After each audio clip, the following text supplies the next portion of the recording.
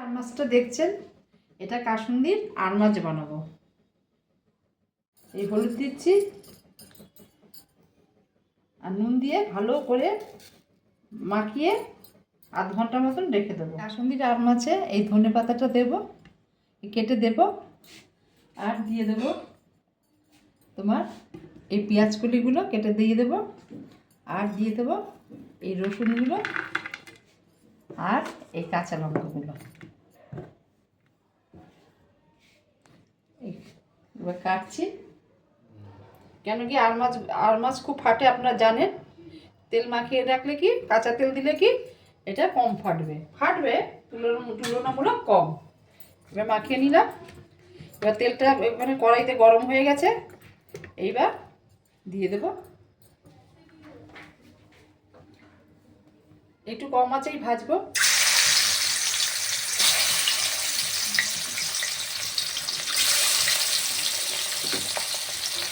একটু ঢেকে দিলাম, কেন ফাটবে তো। এগুলো ভাজা হয়ে গেছে, এবার তুলে নিচ্ছি একটা একটা করে।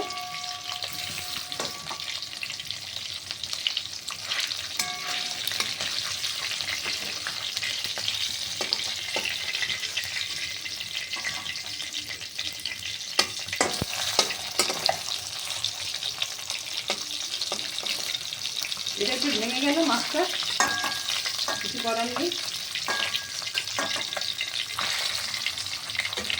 যে পেঁয়াজ কলিগুলো কেটেছি, এবার এগুলো ভেজে নেব।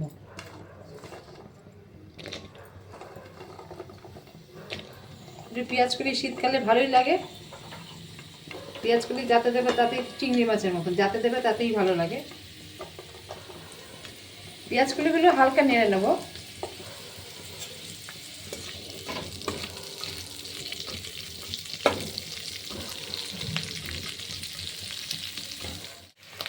এই হালকা ভাজা হলো, এর মধ্যে এই যে রসুনগুলো, এগুলো গোটা গোটাই দিয়ে দিলাম।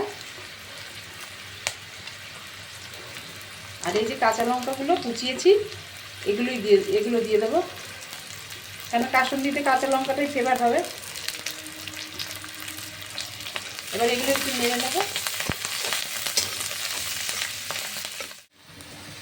এবার এর মধ্যে ভালো ভাজা হয়ে গেল, এবার এর মধ্যে এই হলুদ দিয়ে দেবো। বেশি হলুদ দেবো না, কাসুন্দি যেহেতু আছে। তখন দিয়ে দিলাম।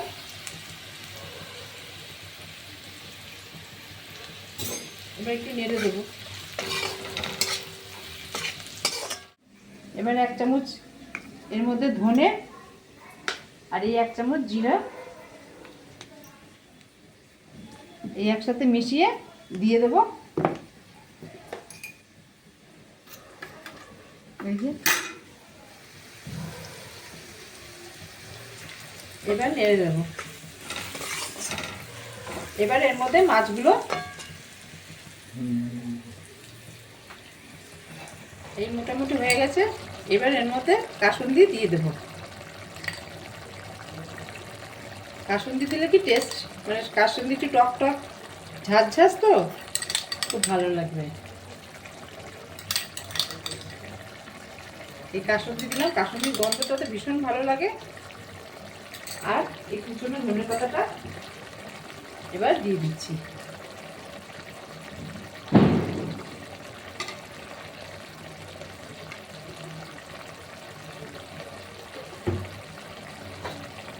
এই 1 মিনিট রেখে এবার বন্ধ করে দেবো। এই আর মাছের কাসুন্দি দিয়ে আর মাছ এই হয়ে গেল। শীতকালে আর মাছটা খুব ভালোই লাগে।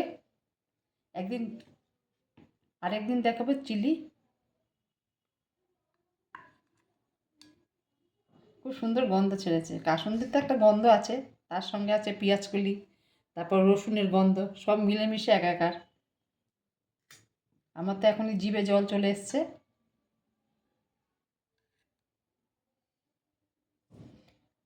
খুব সেন্সিটিভ মাছ, খুব নরম।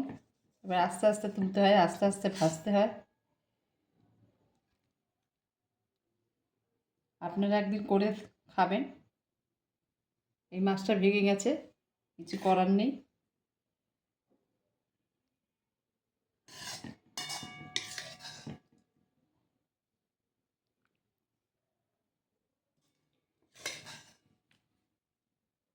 হুম।